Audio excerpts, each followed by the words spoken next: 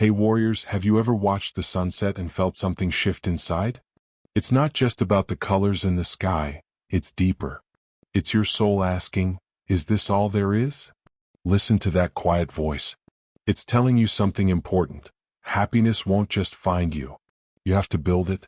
What really gets to me is seeing so many people living like they're just along for the ride. Sitting and waiting for happiness like it's a late delivery. And when it doesn't arrive, they point fingers. Their job, their past, their situation. They scroll through other people's lives, thinking everyone else has discovered some hidden secret. But here's the reality: happiness isn't luck. It's not a gift given to a select few. It's a construction project, and you are the builder. Seneca once said, "A gem cannot be polished without friction, nor a man perfected without trials." That's more than a nice quote, it's the blueprint. Joy doesn't come from an easy life. It comes from the choices you make when things are hard. From how you interpret what happens to you, from having the courage to build differently than those around you who are just getting by. Right now you're at a crossroads. One path keeps you where you are, waiting, hoping, wondering why nothing changes. The other path? It leads somewhere entirely different. A life where you own your happiness. Where it isn't tied to whether people approve of you, whether your situation is perfect, or whether everything goes exactly as planned. Let me be clear, this isn't about pretending. This isn't toxic positivity where you force a smile through pain and call it growth. This is about becoming someone strong enough to hold both pain and joy at once, struggle and contentment. Building a happiness that doesn't fall apart the moment something goes wrong. These 10 lessons are your tools. Practical, usable ways to construct a life that feels genuinely good to live. Not surface-level good, but deep, resilient good.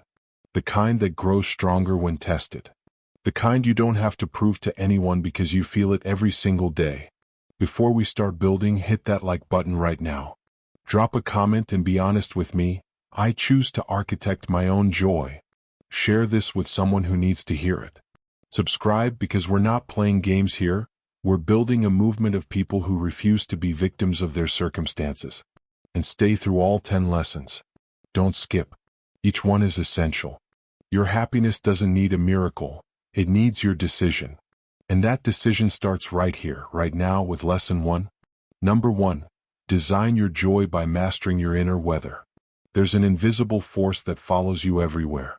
It determines whether your day feels light or heavy, whether moments energize you or drain you completely.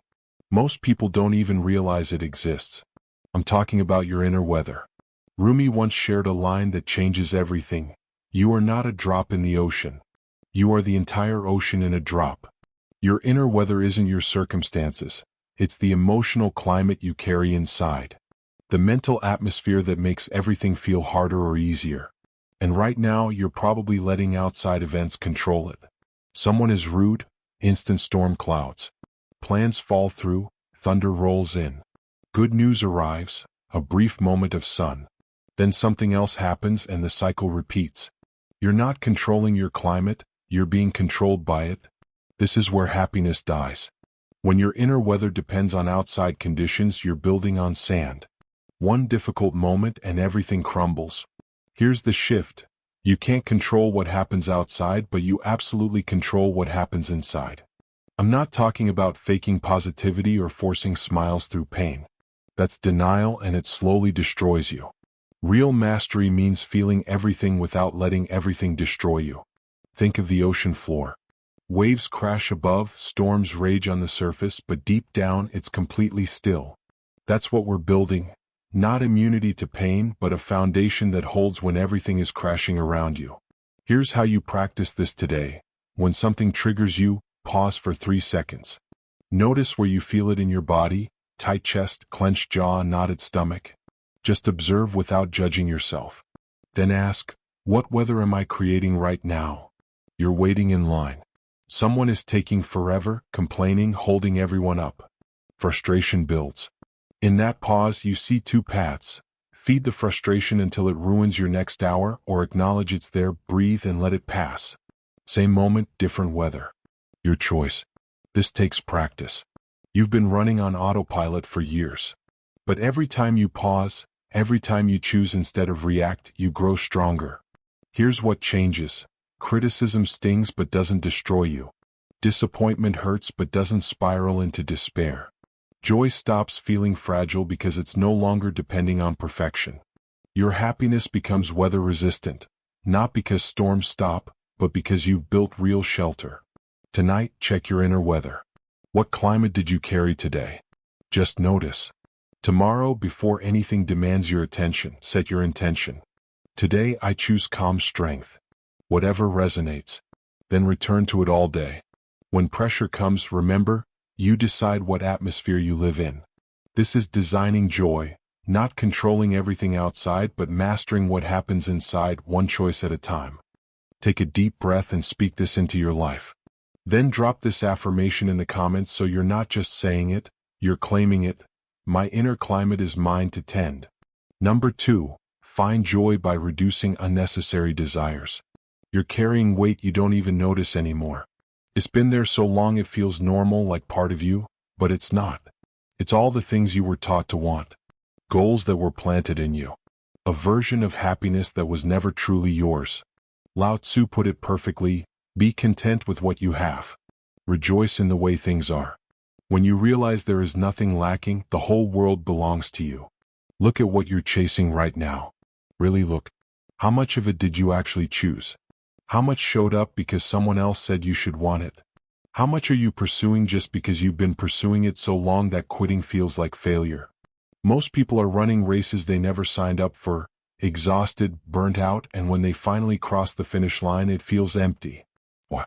Because they were running towards someone else's dream while their own soul was pulling them in a different direction. Here's the truth. Joy doesn't grow with accumulation. It grows with release. Think about trees in autumn. They don't panic when leaves fall. They don't cling desperately to keep every single one. They let go. They release what no longer serves them. And in that release they save energy for what truly matters. Roots, core, real growth. You need to become like that. Let go of desires that drain you. Release wants that were never authentically yours. Make space for the few things that genuinely light your soul on fire. This isn't about killing ambition. It's about getting brutally honest about what you're ambitious for. Are you chasing money for real freedom, or because society programmed you to measure worth by your bank account? Are you hunting status because it fulfills you, or because being invisible terrifies you? Are you seeking approval because connection matters, or because you've forgotten how to validate yourself? Strip away everything non-essential, everything that's someone else's definition of success, everything you're chasing from fear instead of genuine desire. What's left? That's your real blueprint. Try this tonight. Write down 10 things you're currently wanting. Next to each one ask why. Not the surface answer, the real one underneath.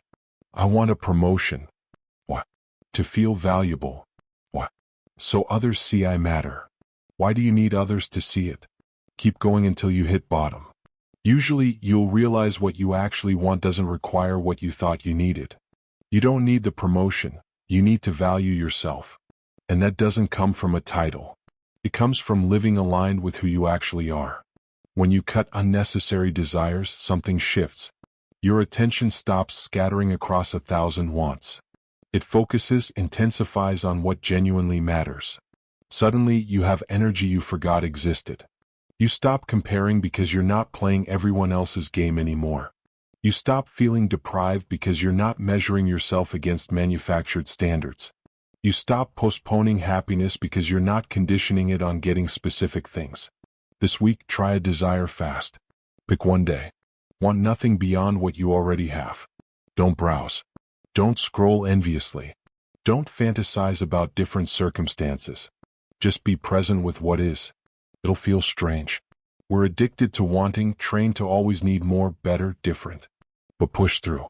On the other side is something profound. You already have so much. Not everything, not perfection, but enough. Way more than enough. When enough becomes your baseline instead of your disappointment, joy floods in. You stop postponing contentment. You experience it now with what's already in your hands. Real wealth isn't what you own. It's how little you need to feel complete. The person requiring the least from outside to feel peace inside, that's the richest person alive. Reduce your desires not because wanting is bad, but because most of what you want is crushing you, creating constant lack, a feeling of not enough. Waiting for life to start once you finally have it all. Life isn't waiting. It's happening now. And happiness is here, but only if you're not too busy wanting something else to see it. Number 3, find happiness through inner strength, not outer control. You're bleeding energy trying to control everything, making people act right, guaranteeing outcomes, preventing disasters, forcing life to follow your plan. Every ounce you pour into controlling the uncontrollable is stolen from building something that actually matters. Buddha taught this thousands of years ago. You only lose what you cling to. Here's what hurts to hear. You control almost nothing. Not people's choices, not whether opportunities arrive, not if your plans work, not who stays or leaves, not if loss comes knocking. You control shockingly little of what happens. But you control everything about who you become in response. That's where your real power lies, not in manipulating circumstances but in strengthening character. Not in forcing outcomes, but in building an inner foundation so solid that no external earthquake can topple you. Most people have this completely backwards. They spend 98% of their energy trying to control the 2% that's actually controllable, while ignoring the 2% that would transform their lives, their responses, their perspectives, their resilience, their growth. Picture two people facing betrayal. One obsesses over the betrayer, what they did, why they did it, how to make them hurt, how to force an apology. They're drowning, pouring energy into things they can't control. Person 2 feels the same pain but redirects their energy inward. I can't control what they did, but I control how I heal, whether I become bitter or stronger, what I learn, who I become through this fire. Same betrayal, totally different outcome. One tries controlling externals, the other builds internals. Your happiness will never be secure if it depends on controlling outside things. People disappoint. Plans crumble.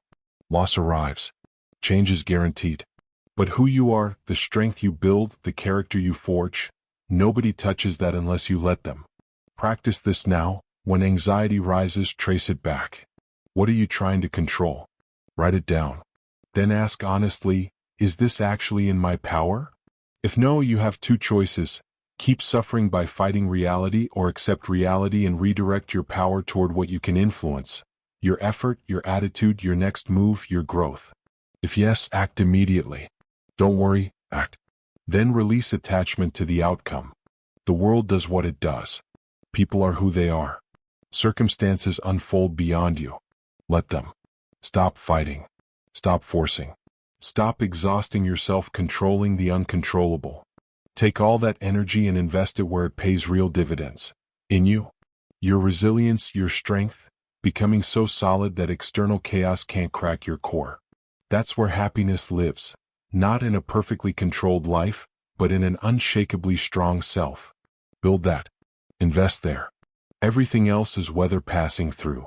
Number 4, honor the present moment as your true home. You're not actually living in your life right now, are you? You're somewhere else, replaying yesterday's argument, rehearsing what you'll say next week, regretting decisions from 3 years ago, worrying about bills that aren't due yet. Your body is here, but your consciousness is scattered across time. Marcus Aurelius wrote, "Confine yourself to the present." This might be the most stolen aspect of your happiness. The present moment, the only place where life actually happens, the only time you can actually experience joy.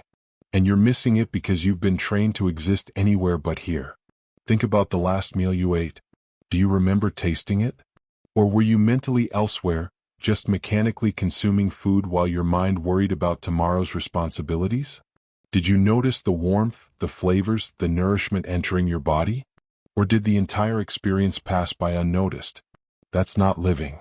That's being absent from your own existence. Every moment you spend lost in past regret or future anxiety is a moment you're homeless, because the present moment is your only true home. It's the only place you can actually rest. The only place where peace is available. The only place where joy can find you. But we've been conditioned to abandon it constantly. Productivity culture screams that now isn't enough. You should be planning, hustling toward tomorrow. Technology trains you to capture moments instead of inhabiting them. Old wounds keep dragging you backward. Future fears keep shoving you forward. And meanwhile, your actual life is happening right now, unseen, unfelt, unlived. Joy lives in the present tense, always. It's never in the past, which only holds fading memories. It's never in the future, which only holds imagination and worry. It's here now, in this breath, this heartbeat, this moment of being alive. When you learn to come home to the present, everything transforms. Colors become more vivid. Simple pleasures become profound because you're actually here to experience them instead of being mentally scattered across yesterday and tomorrow. Here's how you start reclaiming your presence. Throughout your day, pause deliberately. Take 3 conscious breaths. Notice 5 things you can sense right now: the temperature against your skin, the weight of your body, the rhythm of your breathing, the sensation of simply existing. You're not doing this to accomplish anything. You're doing it to arrive, to come back to the only moment where you actually exist. Practice single tasking like it's sacred. When you eat, just eat. When you walk, just walk. When you're with someone, be fully there with them, not partially present while your mind runs elsewhere. Fully there. You'll be shocked by how unusual this feels, how rare full presence has become. Multitasking has been so normalized that giving complete attention to one thing feels almost revolutionary. But here's what happens when you practice this consistently. Anxiety decreases dramatically because anxiety lives in the future, in catastrophizing about events that haven't happened. When you're genuinely present, there's usually nothing actually wrong right now. Right now you're breathing. Right now you're okay. Right now this moment is manageable. Regret loosens its grip because regret lives in the past, in replaying unchangeable events. When you're genuinely present, the past becomes information instead of identity, something that occurred, not something that defines who you are. Joy becomes accessible because joy doesn't require perfect circumstances. It requires presence. A sunrise is only beautiful if you're actually witnessing it.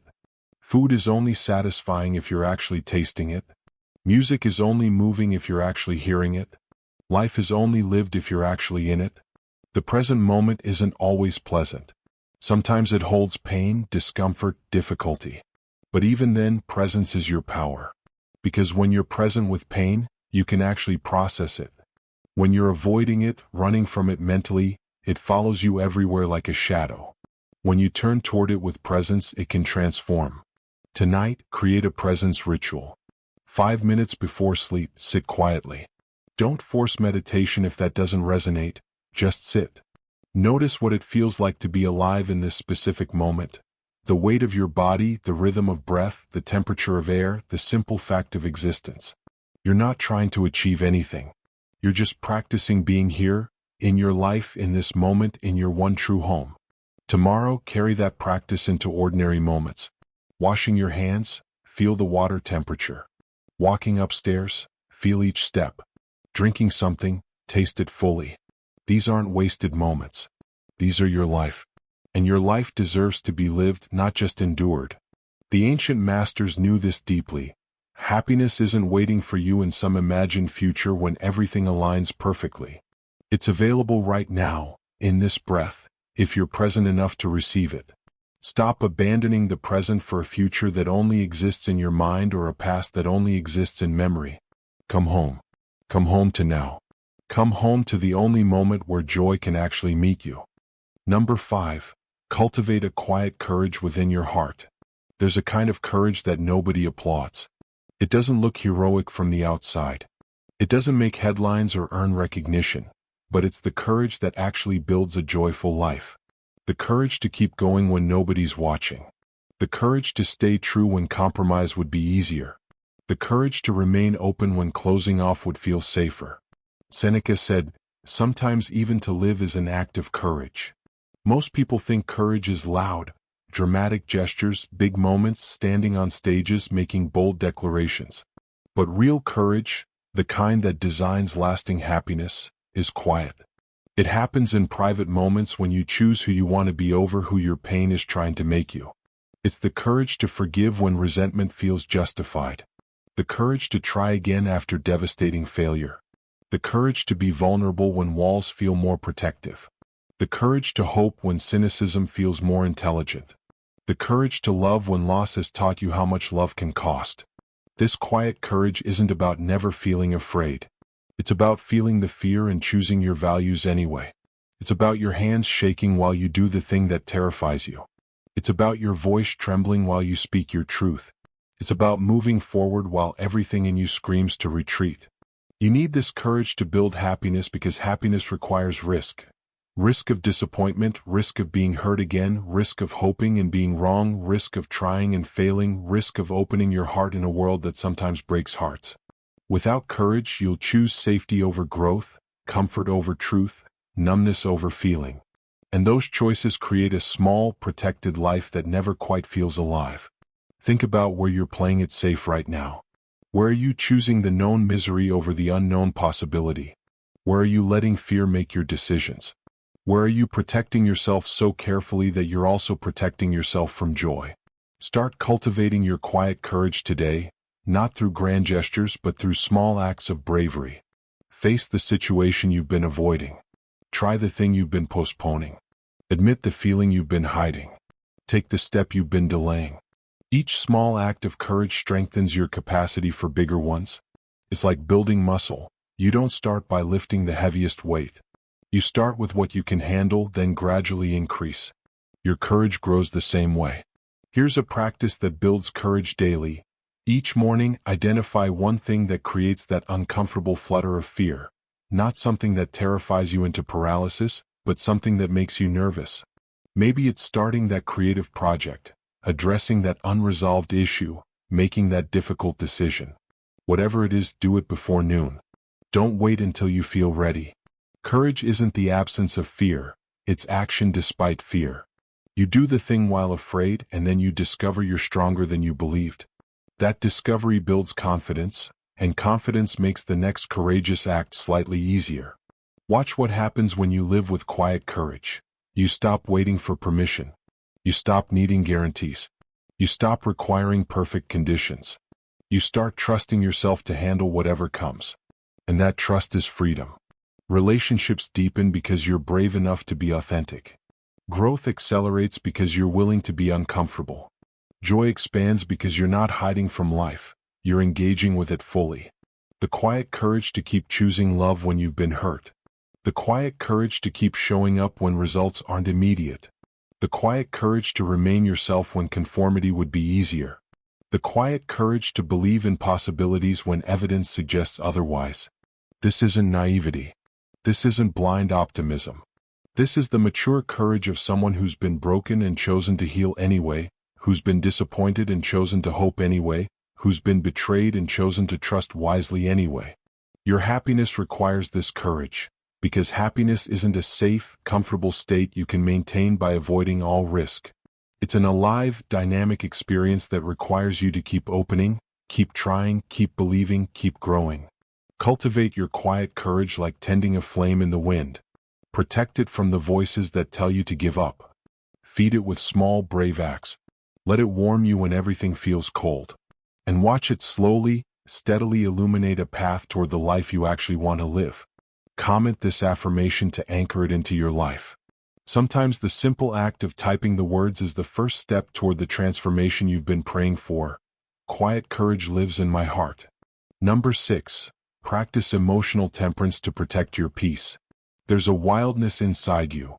Emotions that surge without warning, feelings that flood your system and hijack your clarity, reactions that explode before you even realize they're coming. And while feeling deeply is part of being human, letting every emotion run wild through your life is destroying your peace. Epictetus said, "It's not what happens to you but how you react to it that matters." Emotional temperance isn't about suppression. It's not about becoming cold, detached, or robotic. It's about developing the capacity to feel everything without letting everything control you. It's about holding your emotions with awareness instead of being held hostage by them. Think about fire. Contained in a fireplace, it warms your home. Uncontained, it burns everything down. Your emotions work exactly the same way. Feel them, honor them, but contain them wisely. Don't let one moment of anger incinerate relationships you've built over years. Don't let one wave of sadness convince you that all hope is gone. Don't let one spike of fear paralyze you from moving forward. Most people swing between two extremes, Either they're completely reactive, erupting at every trigger, drowning in every feeling, or they're completely shut down, numb, disconnected, pretending nothing affects them. Both extremes steal your peace. Emotional temperance is the middle path, the place where you can feel intensely without acting impulsively, where you can acknowledge pain without letting it dictate your decisions, where you can experience joy without clinging to it desperately. Here's what this looks like in practice. Something happens that triggers rage. In the old pattern, you'd explode immediately, words you can't take back, actions you'll regret, damage that takes months to repair. In the new pattern, you feel the rage rising. You recognize it. This is fury. It's here. It's valid. Then you pause. You breathe. You let the intensity peak and begin to subside before you respond. You're not denying the anger. You're not pretending it doesn't exist. You're just refusing to let it make choices for you while it's at its peak. You're waiting for the temperature to drop enough that you can respond with intention instead of just reacting with explosion. This takes practice. Your emotions have been running the show for a long time. They're used to immediate expression without any filter. Teaching them temperance feels unnatural at first. Start with this awareness exercise. When a strong emotion arrives, rate its intensity on a scale of 1 to 10. Just that simple act of assessment creates distance. You're observing the emotion instead of being completely consumed by it. This anxiety is at a 7 right now. That's different from I am anxiety. Then track it. Watch the intensity rise and fall. Emotions are waves. They crest, they crash, they recede. When you're inside the wave, it feels permanent. When you watch the wave, you realize it's temporary. This too will pass. It always does. Here's what changes with emotional temperance. You stop making decisions you regret because you stopped making them at emotional peaks. You stop saying things that damage relationships because you stopped speaking from pure reactivity. You stop abandoning your goals because you stopped letting temporary discouragement convince you it's permanent impossibility. Your peace becomes protected, not because nothing disturbs it, but because you've learned not to disturb it further by reacting wildly to every disturbance. Practice the pause between stimulus and response. Insert space. Something triggers you. Before you react, count to 10. Breathe deeply 5 times. Walk around the block. Journal for 3 minutes. Do whatever creates enough space for the emotional intensity to drop from a 10 to a 6. You'll still respond. You'll still address what needs addressing, but you'll do it from a place of clarity instead of chaos, from intention instead of impulse, from strength instead of being overwhelmed. This doesn't make you weak, it makes you powerful. Because true power isn't explosive reactivity. True power is the ability to feel everything and still choose your response. To be moved by emotion without being controlled by it, to honor your feelings without being imprisoned by them. Tonight, reflect on recent moments when emotions hijacked you. What would have changed if you'd practiced temperance? What would you have done differently? Not to shame yourself, but to learn, to prepare for the next time. Because there will be a next time. Triggers will come. Strong emotions will surge. That's guaranteed. But whether they control you or you contain them wisely, that's entirely up to you. Protect your peace by practicing emotional temperance. Feel deeply but respond wisely. Honor your emotions but don't let them make all your decisions. Be human in your feeling but be deliberate in your responding. Number 7. Cultivate a stoic gratitude that deepens your joy. You're surrounded by miracles you've stopped noticing, blessings you've stopped appreciating, gifts you've started taking for granted. And that blindness to what you have is quietly stealing your happiness while you're busy noticing what you lack. Marcus Aurelius wrote, "When you arise in the morning, think of what a precious privilege it is to be alive, to breathe, to think, to enjoy, to love." Gratitude isn't just saying thank you. It's not a polite gesture or a social nicety. It's a fundamental reorientation of how you see your life. It's training your attention to notice abundance instead of absence, presence instead of lack, what's working instead of only what's broken. Most people's default setting is deficit-focused. They wake up and immediately catalog what's wrong, what's missing, what's not good enough, what needs fixing, what's disappointing. Their attention is a spotlight that only illuminates problems. And whatever you focus on expands. Focus on lack, you'll find more lack. Focus on problems, you'll discover more problems. Focus on what's not working and you'll miss everything that is. Stoic gratitude flips this completely. It's not naive positivity that pretends difficulties don't exist. It's a deliberate practice of noticing what's present before you fixate on what's absent. It's acknowledging the good that exists even while you work to improve what isn't good yet. Here's the practice that transforms everything. Tonight before sleep, identify 3 specific things from today that you're grateful for. But not generic things, not, I'm grateful for my family, or, I'm grateful for my health. Those are too broad, too automatic. They don't create real feeling. Get specific. I'm grateful for the way sunlight hit the kitchen counter this morning and made everything look golden. I'm grateful that when I dropped my keys, a stranger picked them up and handed them back with a smile. I'm grateful for the moment of quiet I had with my morning coffee before the day's chaos began. Specific gratitude creates feeling. Generic gratitude stays in your head. You want this in your heart, in your body, changing how you experience your life. Do this every night for 30 days. Watch what happens. Your brain starts looking for things to be grateful for during the day because it knows you'll need 3 specific things tonight. You start noticing small beauties you were walking past, small kindnesses you were overlooking, small moments of grace you were missing entirely. Your attention retrains itself. Instead of scanning for threats and problems, it starts scanning for gifts and grace. And suddenly, your life looks completely different. Not because your circumstances changed, but because your perception did. Here's the deeper layer. Practice gratitude not just for good things, but for difficult things that taught you something. I'm grateful for that failure because it showed me what I needed to strengthen. I'm grateful for that loss because it revealed who truly shows up for me. I'm grateful for that struggle because it proved I'm stronger than I believed. This isn't toxic positivity. This is mature wisdom, acknowledging that growth often comes through difficulty, that some of your greatest gifts arrived wrapped in painful packages, that the hard seasons shaped you in ways the easy ones never could. When you can find gratitude even in difficulty, you become unbreakable, because you've learned to extract value from everything, to find meaning in all of it, to let nothing be wasted. Your joy deepens because it's no longer dependent on everything being perfect. You can be grateful for what's good while working on what isn't. You can appreciate what you have while building toward what you want. You can hold both at once. Start each morning with this question: what do I get to experience today? Not what do I have to do, but what do I get to do? That subtle shift changes everything. From obligation to privilege, from burden to opportunity, from resentment to appreciation. You get to breathe. You get to witness another day. You get to try again. You get to love. You get to grow. You get to be alive during this strange, beautiful, difficult, miraculous moment in history. Cultivate this gratitude like tending a garden, daily, deliberately. Watch it grow. Watch it transform your entire relationship with your life. Watch it create joy that doesn't require perfect conditions, just present awareness. Number 8. Accept impermanence to free your heart. Everything you love will change. Everyone you cherish will eventually leave one way or another. Every moment you're experiencing right now is already dissolving into memory. And fighting this truth is the source of most of your suffering.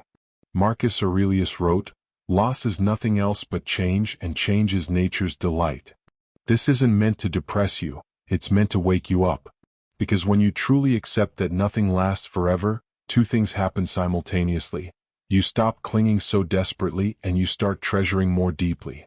Most people live in denial of impermanence. They pretend relationships will last forever without effort. They assume health is permanent. They believe opportunities will always be available. They treat time like an infinite resource. And then they're devastated when reality reveals the truth. Everything ends, everything changes, everything passes. But here's what's beautiful about accepting this. When you know something is temporary, you stop taking it for granted.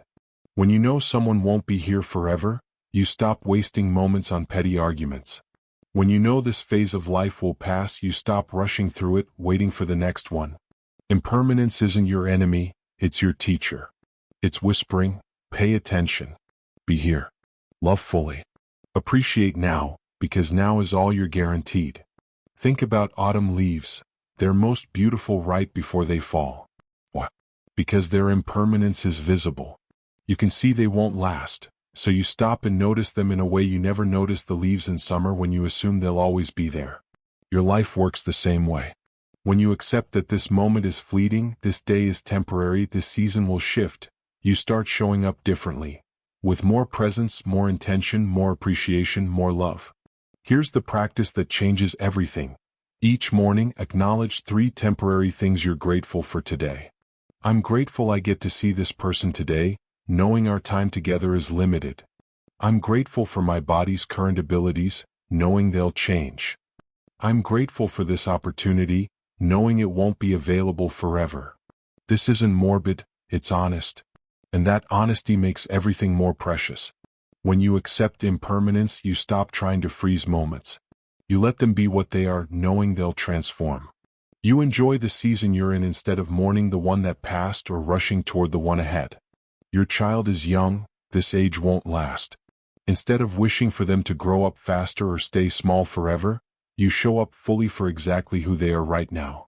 Your parent is aging, their vitality is fading. Instead of pretending nothing's changing, you treasure the time remaining. Your body is strong today, it won't always be. Instead of taking it for granted, you move it, use it, appreciate it.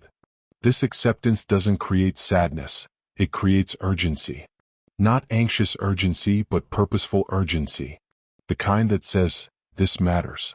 This moment matters. This person matters. I won't waste this by being distracted or distant or waiting for a better time. Here's what blocks most people from accepting impermanence: fear. Fear that if they acknowledge things will end, they'll fall apart. Fear that if they admit people will leave, they'll stop being able to love. Fear that if they face mortality, life will feel meaningless. But the opposite is true. When you accept impermanence, life becomes more meaningful, not less. Relationships become more precious, not less. Moments become more vibrant, not less, because you're no longer diluting them with denial. You're meeting them with full awareness. Practice this meditation. Sit quietly and imagine losing something you love.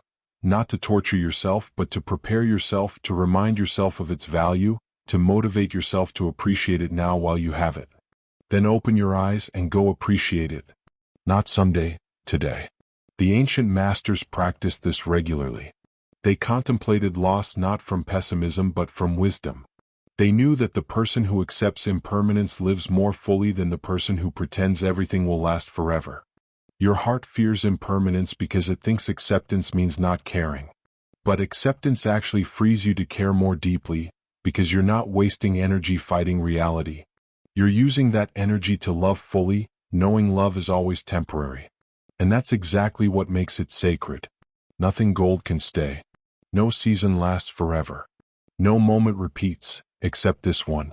Let it break your heart open. Let that broken open heart love more fiercely, appreciate more deeply, show up more fully. When you stop fighting impermanence, you stop suffering from it. You start. This response is AI generated, for reference only.